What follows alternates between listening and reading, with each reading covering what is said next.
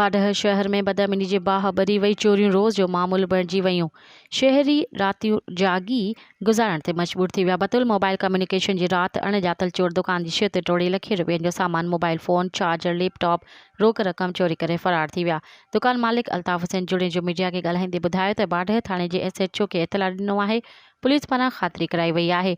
होॾां चोरनि ख़िलाफ़ बाडह शहर जा सानिया वंदन, मौलाना ग़ुलाम काज़िम ईमानी, मौलाना मोहम्मद अली ईमानी, सैयद अली गोहर शाह नक़वी, सैयद अली रज़ा शाह, अली अनवर अस्करी, ज़ेब अली सारियो, नूर अहमद हिस्पाणी, कामरेड कादिर बिरोही, कामरेड अज़ीज़ बिरोही, नदीम अहमद जुनेजो, फ़िदा हुसैन शेख SSP लाड़काणो ऐं DSP डोगरी खे मुतालबो कंदे चयो त बाडह शहर में पुलिस नफ़री वधाए शहर में अमन अमान जी सूरत हाल खे बहितर बणायो वञे ऐं चोरनि ख़िलाफ़ कार्रवाई करे शहर मां थियल चोरियूं सामान फौरी तौर ते वापसि करायो वञे। ॿी सूरत में मजबूरन एहतिजाज जो रस्तो इख़्तियार कयो वेंदो। मज़ीद ख़बरनि ऐं तफ़सीलात लाइ विज़िट कयो असांजी वेबसाइट www.awamiNewsHD.com ऐं ॾिसंदा रहो अवामी न्यूज़ HD।